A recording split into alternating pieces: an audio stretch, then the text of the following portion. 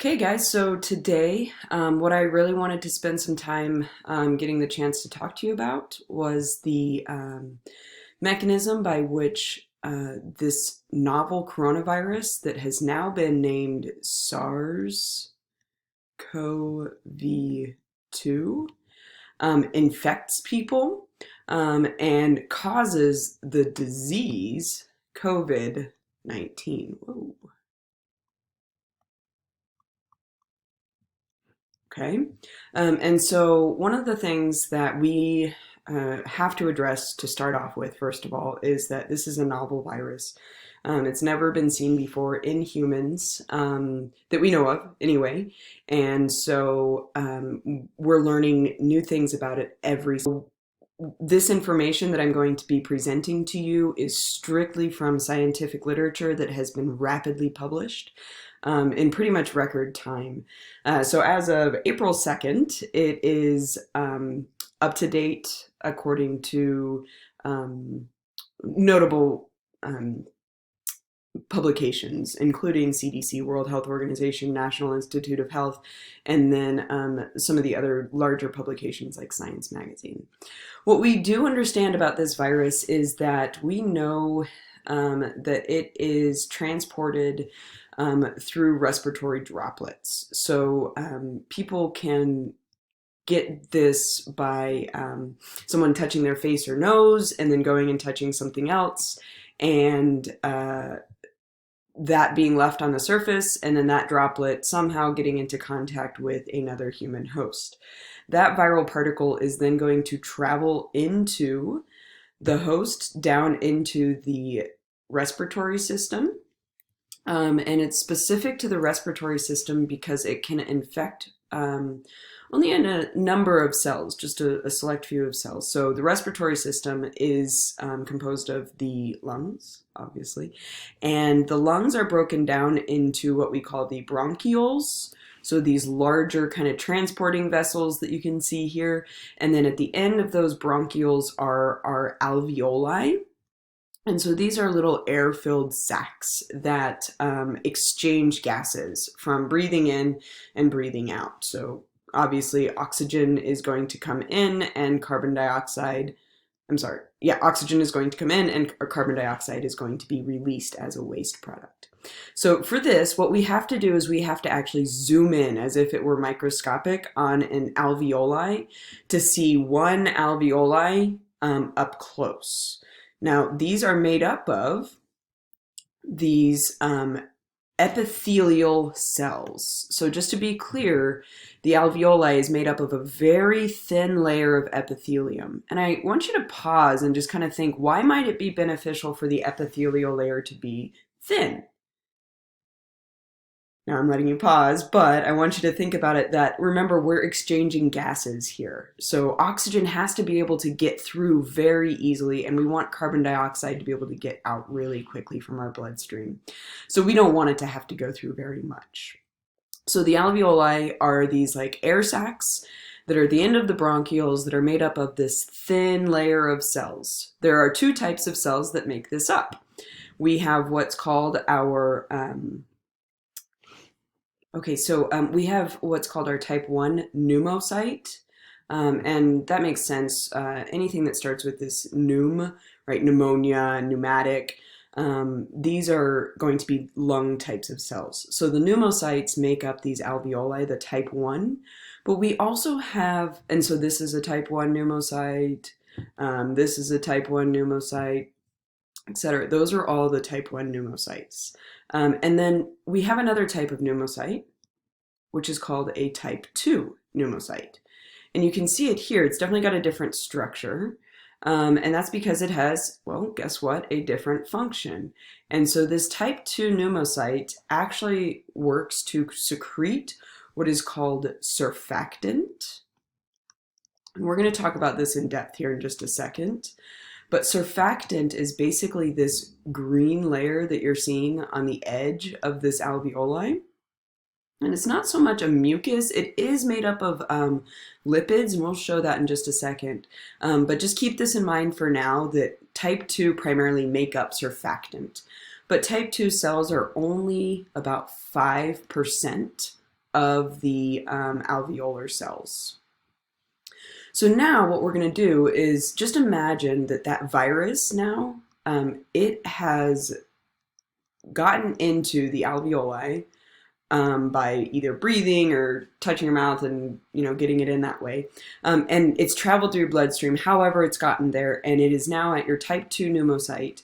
And we're going to zoom in on it, and we're going to look at this type 2 pneumocyte.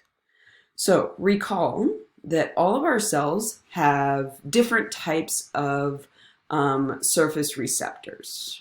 Right, we learned about integral receptors, we learned about transmembrane, like all of these different types of receptors, and they are on the surface of our cells. Now we have lots of them on the cells, and they can move around within that cell membrane because it's the fluid mosaic model. However, different cells have different receptors because they need to recognize different signals.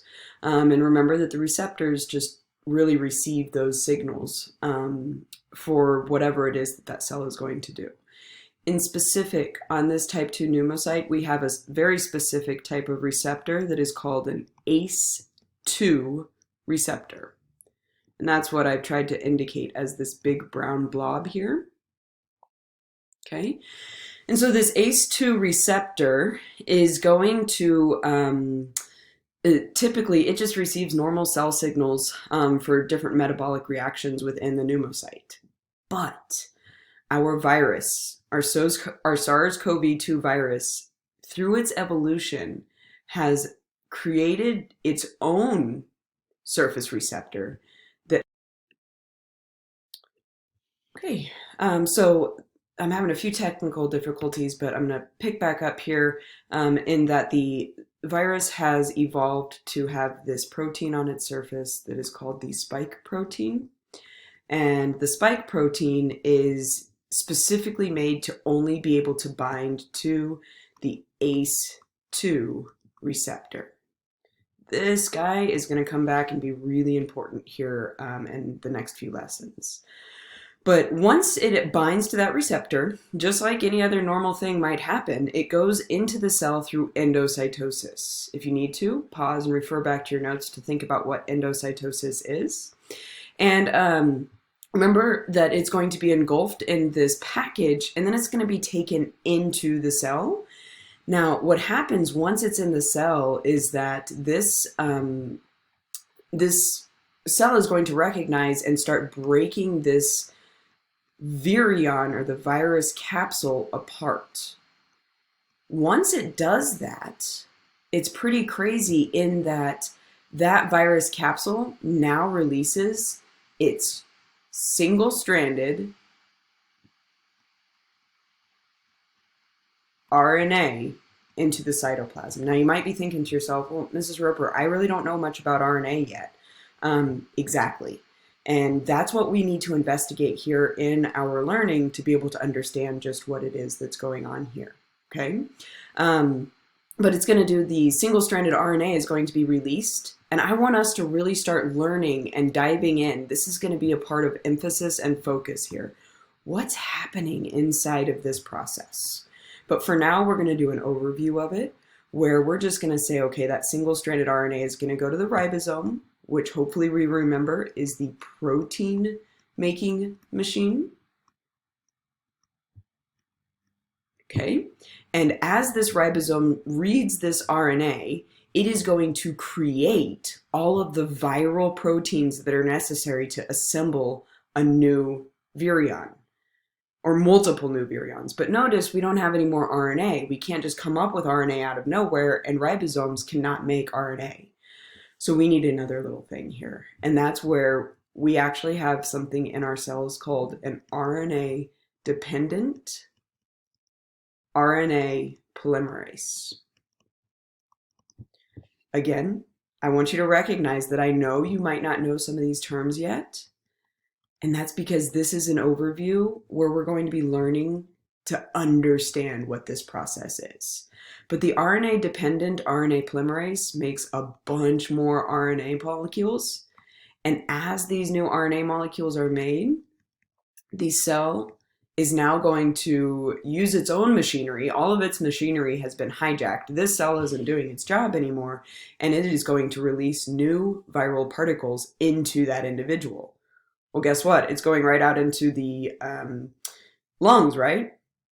Let's think about what that might mean. All right, so if it's going into the lungs, then we're going to have to get rid of these viral particles somehow, right? But first of all, let's think about, okay, so now we've got this cell that has been completely hijacked and it's not able to do its job. And so this cell, remember, it's trying to make that surfactant. Okay, I'm bringing this surfactant back because, so here's those type 1. These would all be the type 1 pneumocytes. Type 1 pneumocytes are going to,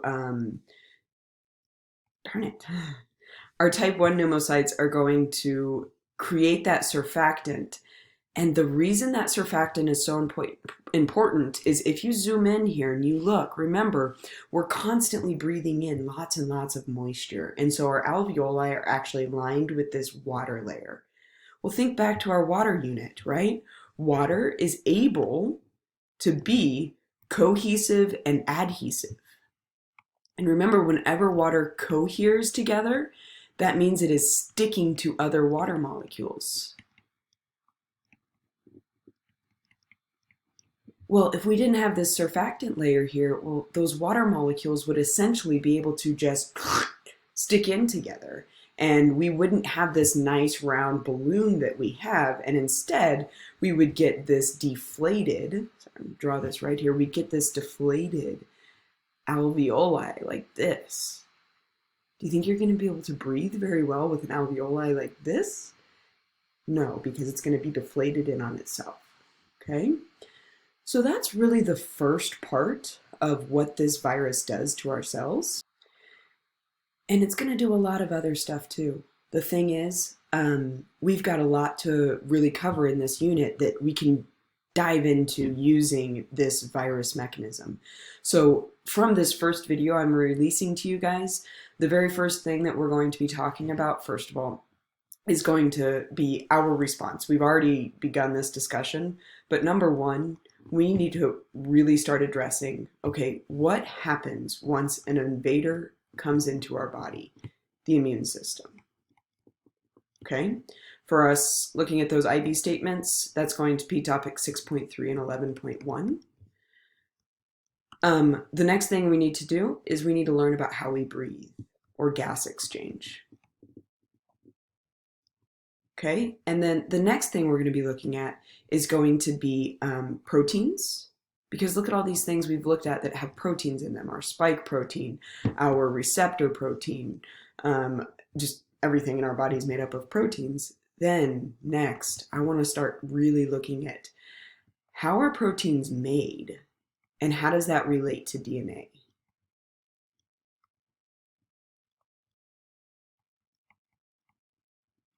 I'm going to pause here for this video. There's going to be another one that's going to be released here in just a moment that is going to go into the depth of the immune system in regards to this virus.